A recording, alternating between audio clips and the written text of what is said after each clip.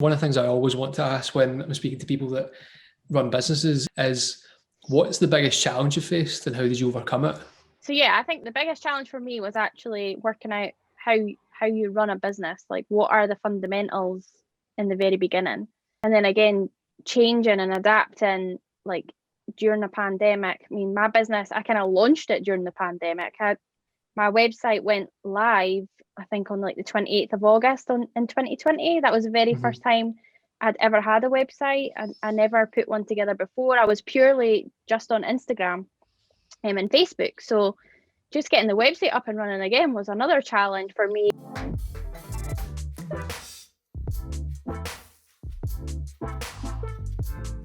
Hello, everyone. I'm Michael Corrigan, and this is the Journey Continues podcast, where we speak to interesting individuals about how they've navigated the challenges in their lives.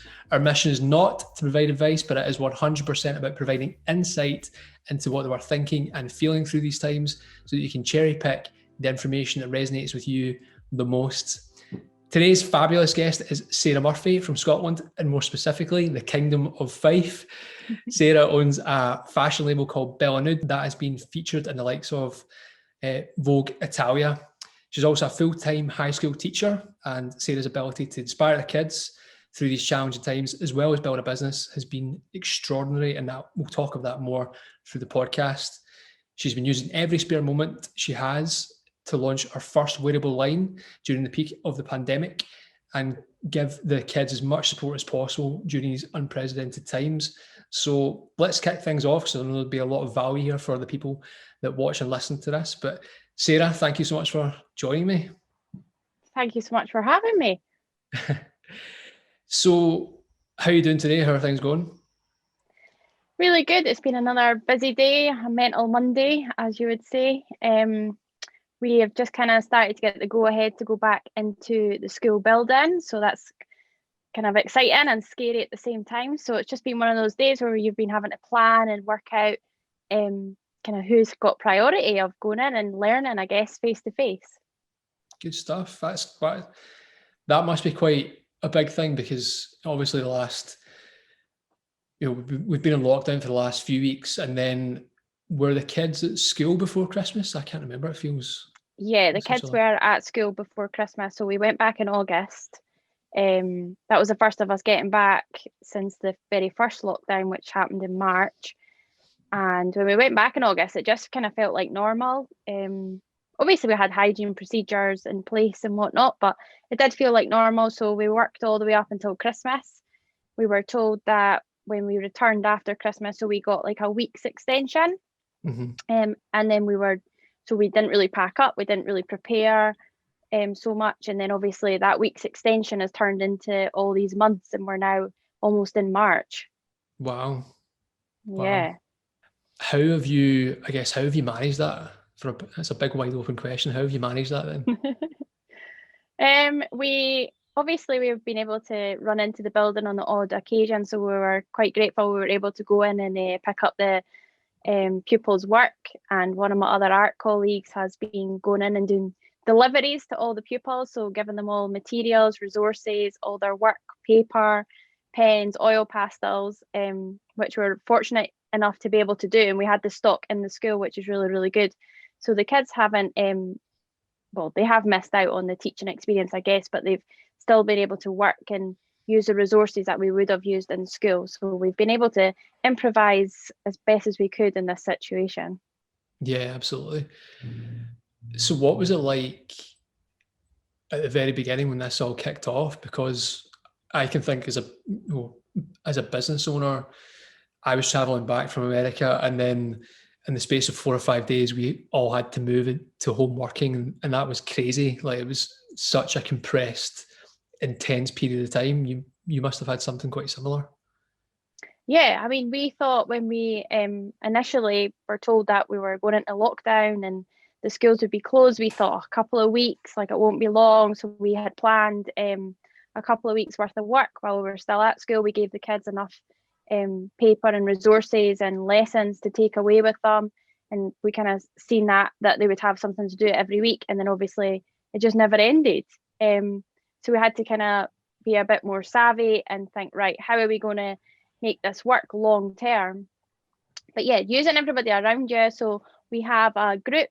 We use Microsoft Teams at school that I'm at, and we have a group online of all the Fife art schools as well, and also a Facebook group which is Scotland wide, which is really handy. So that means that we can look at everybody else's resources, see what everybody else is up to, and kind of work as a big massive collaboration and team to try and help each other in these times, because nobody knows really the right way to teach online and virtually. So we're all learning new things and got to try out something new sort of every week to try and engage the learners, because the pupils are, you know what it's like, I know myself, I'm a teacher, and being asked to sit at the computer all day every day is tough, and I can absolutely understand why a lot of the pupils are perhaps not wanting to be online for the most of the day, or don't even want to turn on the laptop full stop. So yeah, it's trying to use different resources and trying to be a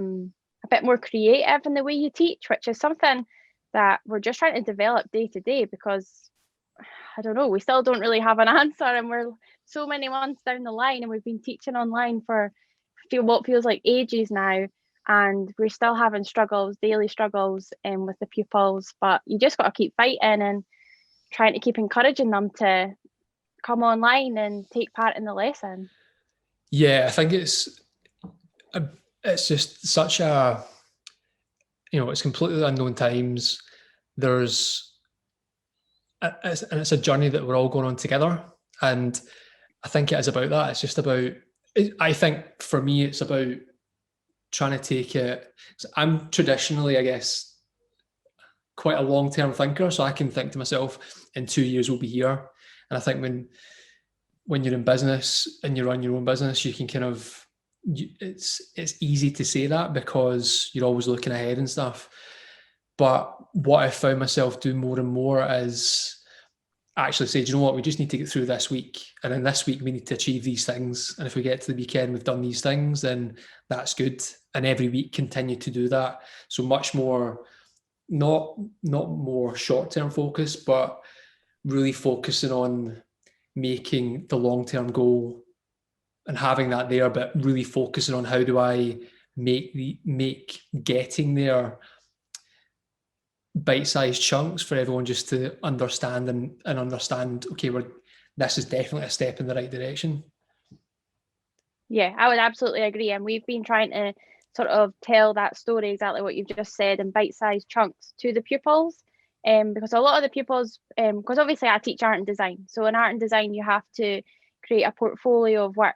So it's a body of work that shows their skills from a sort of drawing perspective. And they start off with a sort of not a basic drawing, but maybe one or two key research drawings, and then they work their way out. And at the end, they maybe have a solid final piece that's maybe been all fully painted, and it has lots of objects in it, for example. And that's what we call an expressive unit. And a lot of the pupils, while they've been working at home, think that they have to have this full folio done. And we're like, no, bite-sized chunks every day, just a little bit and often. So yeah, trying to get that through to them.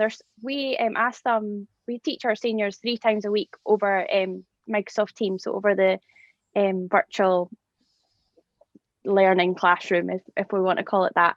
And they were sending in every day a completely new drawing, and we're like, no, that's not what we've asked you to do. Just like calm down, take it step by step. So we're trying to encourage them, one day just do the basic outline. The second day you just want to focus on the background only. Then the next day you focus on one of the objects, and just take it. So it might take you maybe 3 weeks to do one drawing, whereas they were panicking and thinking, wow, I feel like I've got loads to do now because we're working at home. You're giving us so much more work. And we were trying to say, no, that's not the case. Don't panic. So yeah, but like, I have to keep telling myself that as well. Like, I've got to take things slowly and not rush, and just do what I can. You can't fit everything in while we're working in this format. So yeah, just trying to take it every day, because we never know what's around the corner. And I've witnessed that already, thinking just after Christmas we would only be home for a week. And then all of a sudden it went on for 2 months now. So yeah, definitely I don't plan too far in the future, because I just feel it's a waste of time at the end of the day as well, because it'll all change, and then all that time you've spent doing all that is gone. We've definitely found that we've had to like realign the pace at which we work as well, because we were all used to working in the office, and there was a rhythm to that. And almost when you move to working from home, if you're not used to doing that, then it's almost like learning to walk again. Like you just need to build it up and reestablish a new pace and kind of go from there, because otherwise you're just going to trip up. Yeah, that's the same for us. If we're like just wanting to solve one tiny problem, you can't just quickly run through to the next classroom as you would in a school building and say, what do you think about this? Or quickly, I need to get you to answer this question. Or even with a pupil as well, having that constant dialogue. If they're in front of you, you can have a back and forward chat so easily. But the minute we've gone to this online format, pupils maybe don't have a device that can have audio calls, or they're maybe not comfortable speaking to you via the video call or the audio call. So it then becomes this massive big challenge that could be solved in 2 seconds via a quick conversation, but actually it's turned into this email chain, and they maybe don't reply for 3 days, and then you're chasing them up. Or it's a completely different way of working, and everything, the pace has been pulled back so much, and it's very slow, and it's very hard to get kind of moving towards anything very fast. Yeah, it can't be easy.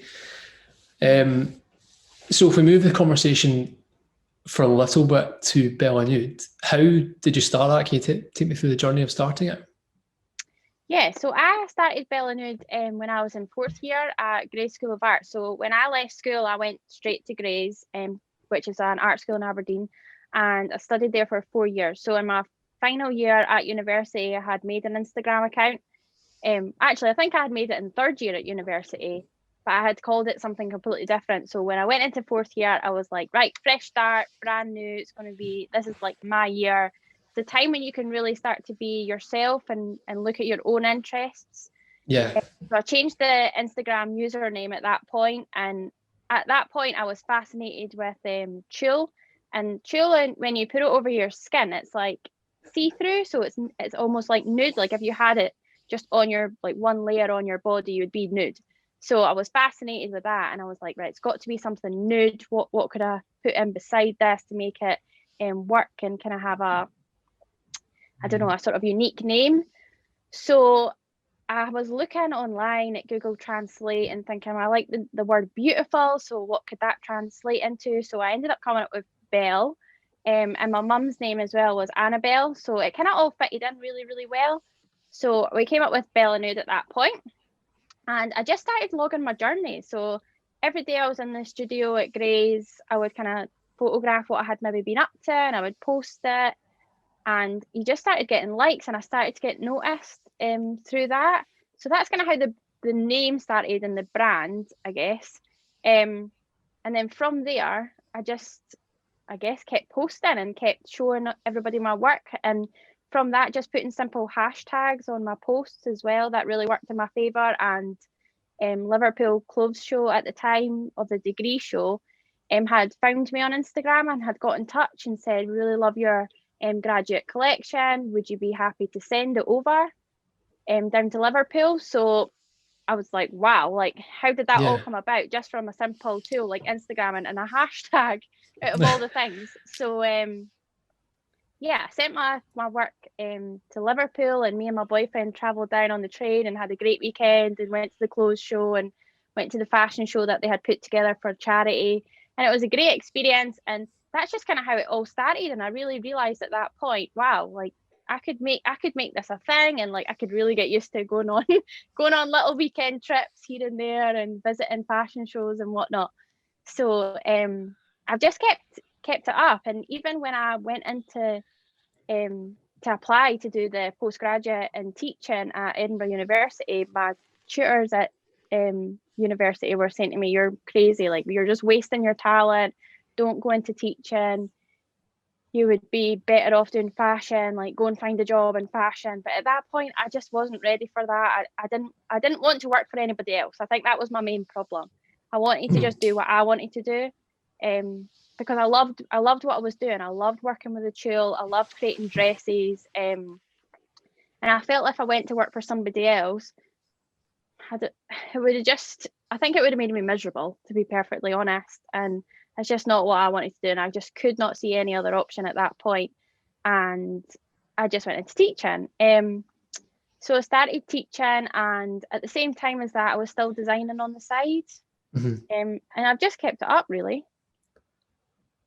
That's awesome. It's just been, That's awesome. So, in a sense, being a teacher has allowed you to have the creative freedom to still work on it and progress it, while also being involved in teaching and earning a wage. Yeah, well, that was another thing as well. The wage from the teaching job as well. Like, that's funded my whole business at the moment. You'll know yourself, when you start a business, you don't just instantly make money. So trying to fund your business at the very starting point, I needed a job to fund that. So teaching was the perfect situation for me. I had a full-time, permanent, secure job as well, which I'm really, really, really grateful for now, considering what has happened this year and last year. So it's funded my whole lifestyle, and every single bit of tulle that's in this room that I'm sitting in right now has been from teaching. So thank you, teaching, for that. Do you feel like you've learned a lot being a teacher? And, they say, I think it's like the saying that I will definitely get wrong now, but it's teach once, learn twice. So if you can teach somebody a skill or whatever it is, a piece of information, then I think you're meant to learn that more yourself. You learn it from a truer meaning. You learn it in a more full way. Yeah, that's probably true, that saying, actually. Because I know myself, if somebody teaches me something and I don't actually use it, then you just forget it off your out your head. So I feel teaching has brought me so many skills that I didn't know I had, and it's given me so much confidence as well, because you're constantly having to be that person who everybody's looking up to. Everybody's asking questions as well, and you are that face and that person who's taken them through their whole high school journey, I guess, from first year to sixth year. And you are that person as well. If you've got a senior class, which I do, you're taking them through their final steps of high school, which is something that I need to appreciate more as well. Like, that I do have skills and I am able to share that with them. And I guess as well, I've also went on to teach home economics. So while I was in my first year teaching art and design, I went on to an online course at Robert Gordon University to learn nutrition, which was not something that I ever seen me do. But I was like, okay, I'm going to be a home economics teacher. I would like to do that because textiles falls under home economics in the Scottish curriculum. And I really wanted to take forwards all the skills I had learned at university, because I kind of felt, as an art and design teacher, you're teaching them art and design, but fashion is kind of a side burner and not something that's really ever touched on. So I decided the only way I could really bring that into the school and into the learners that were in front of me was to be a home economics teacher. So I went to do the nutrition course, got that qualification, and like you're saying, if somebody teaches you something and then you learn it twice, whatever that saying was that you just said, that was good. Somebody taught me all that nutrition information and I've not got a clue about it. It's well out my head again, because you don't use it, so it's gone. But now that I'm qualified in home economics, it's allowing me to teach the pupils about fast fashion and all these other things that are around us that possibly they just overlook. So I think it's brought me skills as well, because I'm also learning, and because you're having to teach something that you're maybe not so familiar with, you're having to go and do that research as well, so that you are then the expert in their eyes. So there's a couple of things there. It must be amazing just seeing the kids as they go through from first year to fifth and sixth year, and just see them on that journey and see them develop ideas, interests, and then make choices around where they want to go and what they want to do in life. Yeah, I mean, I've only been teaching 3 years, so I've obviously not had the full experience of a little S1 coming in and then seeing them how they grow and develop and kind of become their own person. but I have obviously arrived, and one of my advanced hires just now, I had her previously when I first arrived in school, in an art class, and it's amazing just to even see her, for example, develop, and now she's wanting to go and study art and design. So yeah, you kind of you rub off obviously your personality, and this one particular pupil I've just sat last week and helped her put her digital portfolio together, which is something that doesn't feel that long ago since I did that. Well, I only graduated in 2017, so it's really not long ago at all. So yeah, I'm excited for her as well, and you can see her kind of become her own person, and she's definitely becoming ready to go art school and kind of branch off and fly away from the high school. That's awesome. That's awesome. So how have you balanced teaching with then also working on the business, and what has, the pandemic's potentially given a lot of us a bit more time to do other things. So is that providing an opportunity to perhaps work a bit more on Bell & Nude? I think the pandemic has been a massive help for me. I know it's been horrible in some ways and has its negatives, but for me, the lockdown experience and everything being shut has actually been a positive thing for me, because I've had all this extra time that I was obviously wasting before, or out going for a meal, or just spending my weekends, even just, I don't know, going to the shops. Like, I clearly don't need to go to the shops every weekend. So it's just giving me that extra time that I've realised I've had all along. And I've been able to focus that a lot more on the brand. So during the first lockdown, I used all the extra time to kind of plan and develop a ready-to-wear collection, which is something that I always wanted to do, and I just never got round to it, really. It's just something that you always push aside and think, oh, I'll get to that one day. Even in the summer holidays as a teacher, I always thought, oh, I'll do that in the summer holidays when you've got 6 weeks off. Never did. So having that time stuck in the house as well gave me that opportunity to really sit down and think, right, what do you want to do with this brand? It's always been there on the side, but I think it's now time to kind of take it forward and take it that little step further. So I used the people around me. So one of my good friends, Siobhan Thompson, who works as a pattern cutter in Glasgow and a seamstress, she was a great help to me, and we sat down virtually, obviously, and planned and kind of came up with ideas, and she helped me manufacture them and put them together at that point. I also used the extra time as well to kind of get support, because I feel like when you're at university, you don't get help on how to actually grow a business or build a business or even start a business. We weren't taught anything, to be perfectly honest, of the business side of things. So I sat down and kind of looked and thought, who could help me with this? And Business Gateway in Scotland, I reached out to them and used every bit of advice they gave me. So I attended the webinars, and I managed to get help from an IT consultant who helped me build my website up. So yeah, I just used every opportunity I could, and that's one bit of advice I would give to anybody. Like, use what's around you. So if there's somebody that you know that could help you, like, use them. It's no shame in asking for help. So yeah, I used the first lockdown to do that. And then in the summertime, when the restrictions were kind of easing a little bit, I managed to put together a photo shoot to actually photograph the collection to then be able to put on the website. So that was something really exciting as well, because I had never really put together a full team for a photo shoot. Yeah. I had always been like that person who just provided the dresses. So throughout the last 3 years as a designer, when I've graduated, I've always just hired out my dresses or lent them to a photographer, and kind of just taken a complete step out of it and just left it all to them, and they deal with everything. So it was something that I kind of had to learn again, because I did that at university, but again, it's something that you just kind of leave at the side, never really went back to. So I became that person who was the sort of team leader, if you like, and thinking, right, who's going to do that? Who's going to do that? We'll need this, we'll need that. So yeah, it was a great opportunity as well. I actually got to be a part, and I felt like I was a lot more involved, and my creative streaks were coming back out as well once that photo shoot was taking place. So that was a great opportunity and a great positive thing for the 2020 year anyway, that's for sure. Awesome. What was it like doing the photo shoot with social distancing and mask wearing and stuff like that? It was tough. At the beginning, I didn't even think we were going to get a makeup artist, and I was thinking, oh no, like what are we going to do? Obviously the model could have done her own makeup, but we're thankful the restrictions had been eased quite a lot at that point. So the makeup artist was able to join us.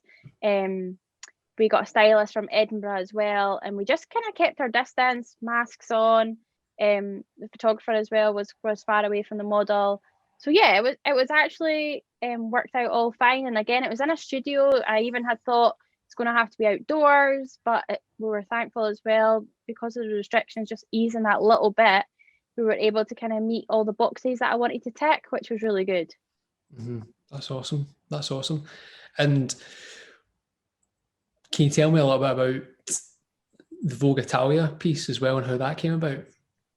Yeah, so because the photographers tend to contact me, and I tend to just lend out my dresses, it was just a Glasgow-based photographer. It was the same guy who actually I went to in the end to do that ready-to-wear shoot. So using the people that are local to you and that are around you, and somebody that I really trusted as well. After he took photographs of my lovely dresses in Vogue Italia.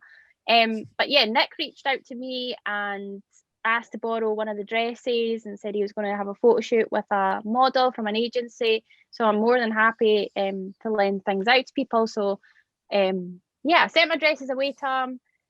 He took some great photographs, even some in the water as well. So my dresses got a little bit wet, but they're thankfully okay. And again, they were worth it because they managed to go on Vogue. But yeah, Nick did all the work, and so did Rachel, the model. So I can't really take much credit apart from the dresses in the photograph. But they did all the hard work of actually arranging the shoot, taking the photographs, and Nick submitted them to Vogue as well. So thank you, Nick, for that. That's awesome. So what is it you plan? What are the next steps then for the company? I think I'm just going to take small steps still. I feel like I'm just growing and I'm a small business. And because I do work full time, I don't want to exhaust myself or feel like I've not got the time to kind of dedicate to it. So it's kind of a difficult one. I would like the business to grow more. And I would really like to keep up the bespoke side of the business. So offering one-off pieces for maybe a bride or maybe something like the races, which maybe one day we'll get back to. We'll see. But yeah, I think at the moment I'm just taking every day as it comes and just trying to develop ways to change, because the type of business that I am running, obviously it's kind of bespoke women's wear. It's things that people maybe would wear to a high event or something a little bit more upmarket, like a wedding or a races or something like that. So I think I'm having to kind of change the way I'm working as well.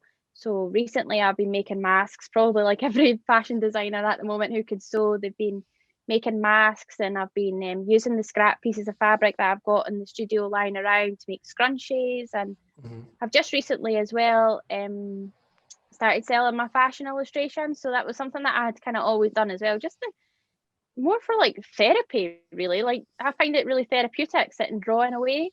And I was posting just little images again on Instagram and on my Instagram story of me painting or doing a little sketch, and then people kept saying, oh, you should sell these. So I kind of had the last few weeks thinking about it and thought, yeah, actually maybe you're right.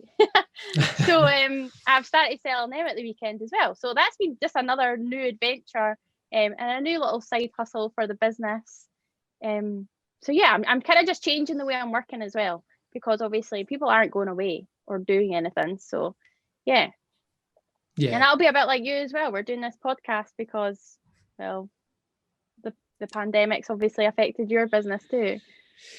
Yeah, and it's just about adapting, really, right? So we created this because we wanted to share stories of people that were able to adapt to a difficult situation. So yeah, I hope people are getting some value from this. One of the things I always want to ask when I'm speaking to people that run businesses is that I know people who are listening who want to run businesses will get a lot from is, what's the biggest challenge you faced and how did you overcome it? Like, what's the kind of, because running a business and starting a business and come up with the idea, you know, I remember when we had to come up with the idea for Turtle, the name Turtle, and how we came up with that and so on, and that seemed like a massive challenge at the time.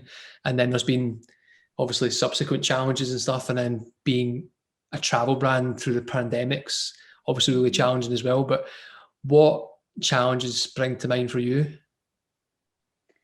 I think for me, the initial challenge was having no business knowledge at all. And I've touched on that already about just being at university and they just never taught you anything like that, which I think is crazy, really, when you're in a full creative course.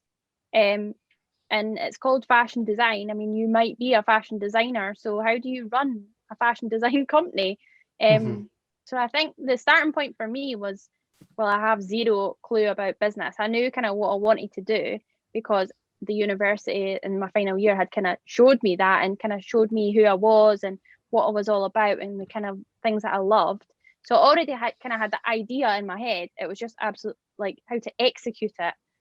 So that's how I ended up having to attend all those webinars, because without them, I would still be sitting thinking, how do I do that? I still don't know how to do like my books properly. I'm still having to work on business gateway sessions, on bookkeeping and tax returns, because it's still something that just flies over my head because numbers and me, they just don't work. So yeah, and spreadsheets as well. I hate spreadsheets. So yeah, I think the biggest challenge for me was actually working out how you run a business. Like, what are the fundamentals in the very beginning, and then again changing and adapting, like, during the pandemic. I mean, my business, I kind of launched it during the pandemic. My website went live, I think on like the 28th of August in 2020. That was the very first time I'd ever had a website. I never put one together before. I was purely just on Instagram and Facebook. So just getting the website up and running again was another challenge for me. And thankfully, Business Gateway again came to my rescue. And I launched during a pandemic, which may seem crazy. Loads of businesses were sort of like pausing at that point and had maybe furloughed their staff, or maybe had decided actually we can't see a future at all. And here I am deciding, actually, this is a great time to launch a business. So yeah, but even then again, like, I was a little bit naive. I launched the business and then wasn't really thinking about the fact that nobody was going out and nobody would actually buy.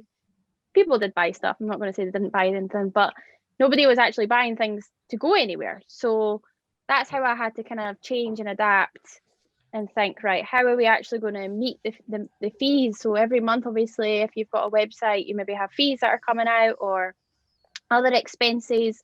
So I had to kind of be a little bit more creative and think, right, how am I going to actually cover these fees without sort of digging into my teaching wage every month? Because yeah, teaching is funding the business, but I don't want it to be always funding the business. So I wanted the business to kind of at least cover a little bit of its costs itself. So that's why I started thinking, going to make masks, I'm going to do scrunchies, I'm going to just try and do little bits of different things to adapt and try and still keep the interest of everybody and still keep people going to my website and just being here, really. Yeah, and learn and see what works as well. Yeah. Awesome. What are the next steps then? You've got, I think when it's interesting to see you've designed stuff that people would usually use for, events and going places, and we all can't do that right now. So you can imagine, like, when travel comes back for us, when people can actually go out and do stuff, then the market will come back for you as well. So you have that, and then you have the kids hopefully going back to school in the next week or few weeks soon, hopefully. How are you going to try and balance that? And then I guess what do you want to do over the next while? I think at the moment, I am just going to continue teaching. That's going to be my main focus. I feel quite privileged. I've got a full-time job at the minute, and I actually really enjoy teaching. So as much as I love having the business and working on it, I do at the moment just think it is just a small business on the side, because I really enjoy teaching. It's really rewarding. It's something that brings you a lot of joy when you see the pupils and you see how they've managed to learn, and you realise actually that was me that taught them that, which is a great feeling. And as well, I'm obviously teaching home economics and fashion and textiles, and that's a subject that is in short supply of teachers. So I kind of feel if I was to step away from that or leave the school, would these pupils get that opportunity to learn about fast fashion and sustainability? Probably not, because I am at the school I'm at, I am the only home economics teacher. So yeah, I think it's a tough one, because obviously there is maybe a part of me that the dream would be to run this amazing brand all the time and really concentrate and get to design every day and be in the studio every day. But yeah, I still think at the moment teaching definitely comes first, and I think it's really important to teach the kids about fast fashion, because it's a massive problem, and something that as a brand owner as well of a small business I'm trying to combat. So it's trying to teach the youth as well, because they'll not even have thought about it, and it's something that I'm trying as well to teach myself, because I was a person who bought from fast fashion brands, and again I'm trying to change my whole mindset as well and think, right, let's use the small independent people that are around you, and especially Scottish. I love buying from Scottish small businesses too. Yeah, it's when you mentioned that the first time we spoke, I think the importance of teaching fast fashion and how that works, like, you know, and what more sustainable options might be and what they are, I think so important, because it'd be such an easy thing to just be roped into when a lot of these fast fashion brands must make up a massive percentage of fashion brands in general on social media. They must. Yeah, absolutely. You see on every second post now on Instagram is Pretty Little Thing or Misguided or ASOS, you know, having their promotions in there saying shop now. So yeah, it's a massive thing, and it's so easy to get caught up in it. I mean, you know yourself, if you're scrolling through and you look at something, you're like, oh, what's that? And then yeah, you might click it and go shop now, and then there you go, it's already started.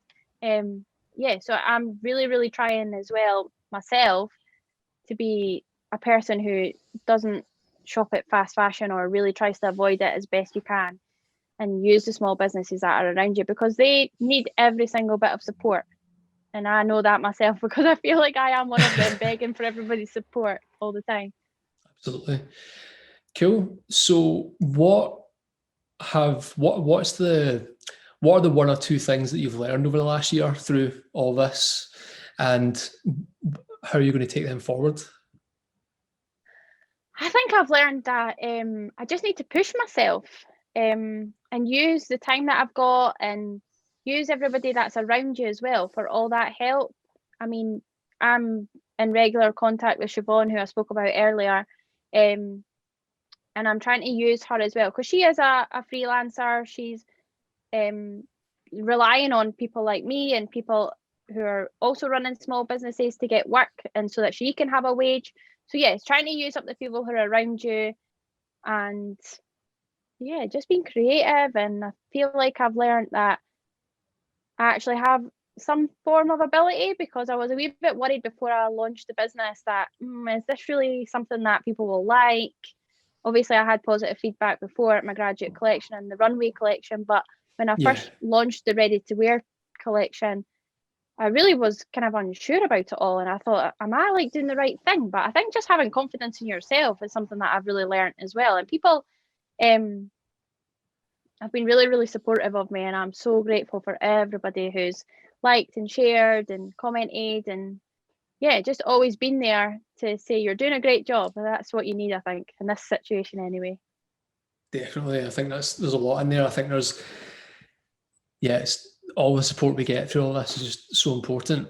And I think, you know, learning how to fail fast, I think is quite an interesting thing. So it's like being able to put yourself out there to understand if something does work or doesn't, and how valuable that actually is, and looking at it objectively, so you can see this doesn't work, and then how can I change and adapt it to make it something that does work. Yeah, I think I've definitely learned in 2020 to just take a risk And if it doesn't work, it doesn't work. It's not the end of the day. So yeah. Yeah, definitely. So one final question then. When we can all travel again, where are you going to go travel to? I'm going to go to Texas. So my dad lives just out of Dallas. So I'm super excited to finally go there maybe one day, because every week my stepmom and him as well saying, oh, when do you think you'll be coming over? We've got loads of stuff for you. So I was supposed to go to visit them in the summer of 2020.